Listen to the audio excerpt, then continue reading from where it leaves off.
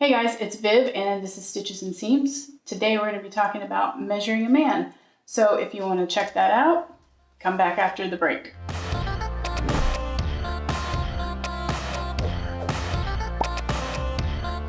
So this is measuring a man. Now I know that there's lots of videos out there available. However, this is how I measure a man. My man, to be precise. I don't go around measuring guys. Be careful about that. So anyway, I have a preset list that I got off of Patterns for Pirates, and I will link that in the description box below. And then I've added my own because through Sewing for Jack, now I know like the things that I need to check for him in particular. So without further ado, I will introduce my husband Jack to you all. He's our model. Hey everybody. So we'll just go ahead and get started and I will walk you through it. First, let me just tell you, I have two measuring tapes. I'll get there eventually. So this is pretty much the standard one that you can get here in the States. It's just big numbers on one side, inches, and in the tiny, I don't know if you'll be able to see that or not, and the tiny little bits is the centimeters. I don't really like that one because I'm blind. So, after becoming friends with Karina, I found this one because we talk in centimeters, and on the back it has nice big numbers for the blind people. Me. So the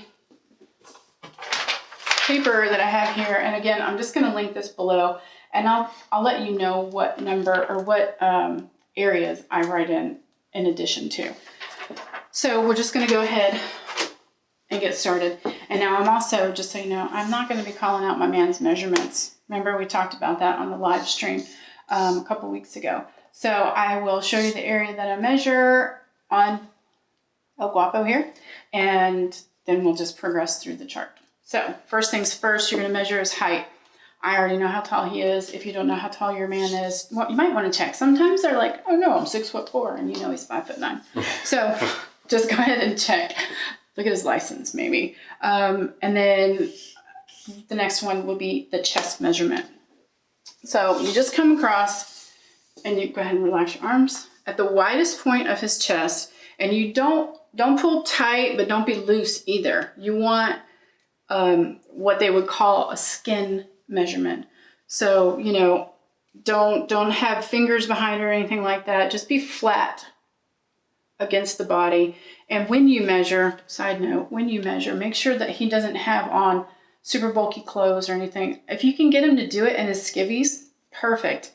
Obviously, I'm not, no. That ain't happening. So, chest is the first measurement. The second measurement on my chart is, or excuse me, the fourth measurement, because I already had the height and the head measurement. The fourth measurement is armpit to him. Sorry, it's behind me. So basically what that is just go ahead and relax your arm. You know where the crease is, where your arm meets your body, okay? So you measure there, you just hold that to where he likes to wear his shirts, okay? And keep in mind that t-shirts might be a different length than an actual dress shirt, because t-shirts, like Jack doesn't typically tuck in his t-shirts, but he might want to tuck in his dress shirt. So you can take two measurements here. So I would ask him, like, where do you want your t-shirt hems to come? Right here. And I would take note of that and mark that on the thing. And like, is it the same space for your dress shirts, or would you like a longer tail type thing? Definitely longer for a dress shirt. Okay. And then you ask him where on his body that would fall. So hold the tape for him, and then he'll point that out, and you write that number down. Okay. So number 5 is inside shoulder to him. And what that is we call it the high point of shoulder. And that is basically Collarbone. Where your neck meets your shoulder. So this spot right here, okay? I dropped my pen. Okay. And this one, I'll hold it. Okay. So just here, if you're not sure where that is, just drag your hand down the side of his neck, and where it stops, because it intersects his shoulder, that's the high point of shoulder. So you put your measuring tape there, and you go down over his chest. Excuse me. And if he has a bigger chest or a belly or anything like that, it goes straight across. It's just like for us when we measure this, and it goes across our bust and whatever belly we may or may not have. And so again, you may want 2 measurements on this because it's the hem. So if you want your casual shirt and then your dress shirt measurements, and you would take note of that, ask him where that is on his body, and you mark that. The next one is arm length, and they measure arm length a little bit differently, but I go ahead and take it anyway because it's another piece of information to have. So they measure it from the armpit down the inside to the inside of the wrist where he would have his cuff, okay? And then you mark that. The next one is waist. Now, we don't measure men's waist like we measure our waist. No. We measure our waist, our smallest part of ourselves, okay? Guys do not wear their jeans up here. If they do, take them back to 1980 and update them. So, and it's gonna vary on different guys because some guys do like a little bit higher pant, but some guys like a little bit lower pant. And generally the younger they are, the lower they like it. But ask him, babe, where do you want the waist on your pants? Right here. And so you just take that and you make sure, like, so if he, in real life, we wouldn't be measuring with the belt on, and we wouldn't be measuring with jeans on either. I would have him in his skivvies, and that's underwear. So you just would take that measurement, and again, you don't want to add any fingers behind the tape or take too tight of a measurement. You want a skin measurement. So you would just take that and you notate that on your chart. Our next measurement is the high hip, and I don't understand why they have this on this chart because I don't know, I guess maybe some guys have hips. My husband doesn't. But high hip on a guy is just like us. It's up here and then the full hip. So you would take that and again, take that measurement, okay? Then you proceed to the hip, and the hip is, turn sideways please. I'm gonna tuck your shirt right here. Okay, so the hip is across the widest part of his bum, okay? So you just take that, take out his wallet. You can hold that for him. So you just take that and you make sure that you're at the widest part of his bum, okay? Don't go underneath his bum. Don't go over his bum because you already measured that. That was the high hip measurement. So just make sure you take the widest part of his bum. Okay, the next one is thigh. Turn forward for me. So on the thigh, what you want to do is measure the largest part of his thigh. Now, some guys have like Arnold Schwarzenegger legs, and some guys have little chicken legs, and then there's guys that have in-between legs. And so what that is just right like that. Not too tight and not too loose. Skin measurement, okay? So make sure your finger is out of that, and you just notate that measurement.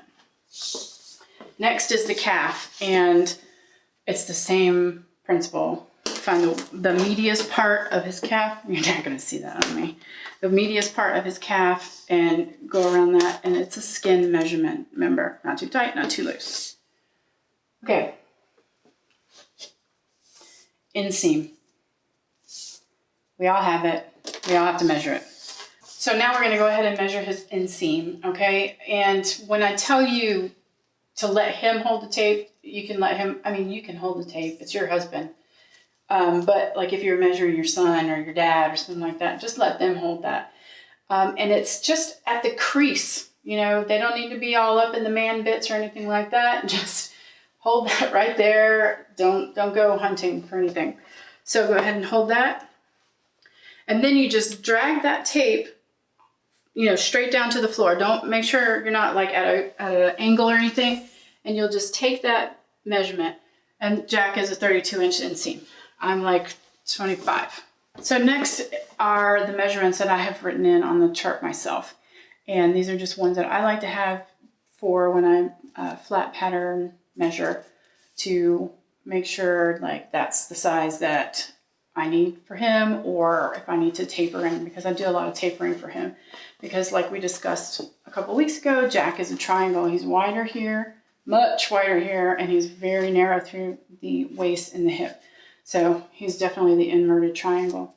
And so I'm always checking different points across his back, mostly his shoulders and back, to make sure that he's going to fit in, because he's like a small here and then he's a large here just because his shoulders are so wide. So I'll show you what measurements I take. I can't talk. Okay. So I do armpit to armpit, and that's just like us when we're doing a sloper or something like that. It is from the crease to the crease, okay? And you don't want to wrap the tape. You just want to do flat measurement, okay? And so you just notate that. And the next one, turn back around for me, is shoulder to wrist. And when I say shoulder to wrist, I mean that shoulder bone that's at the end of our shoulder that you can feel poking out. And you just take the tape. Let me see. You're right here. Okay? And make sure their arm isn't straight out, and make sure it's not like cocked all like that.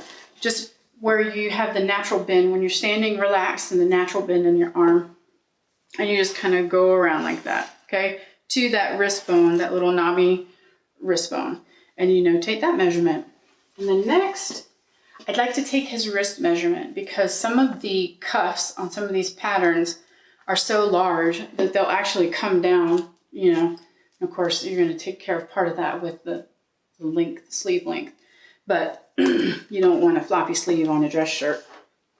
And that is just right at that protruding bone. You're just going to take that measurement, okay? And then last but not least is the bicep. And that is, again, at the widest part of his arm. So if your man's got guns, make sure that you get the widest part of his gun. If not, then you just, the widest part of his arm, whatever that is. So that is basically how you measure a man.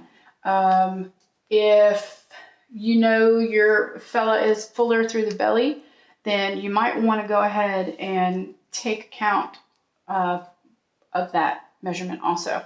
So he doesn't wear his pants there, but it may I don't want to say interfere.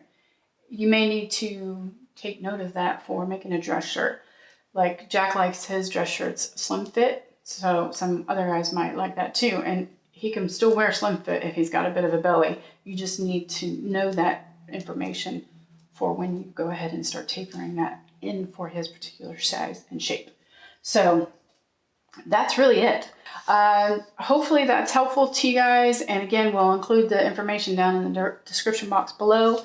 And if you like this video, please think about subscribing, thumbs up, share it with all your friends. And be sure to leave a comment below if you have any comments or questions, and we'll get to that for you guys. So thanks for joining us today, guys.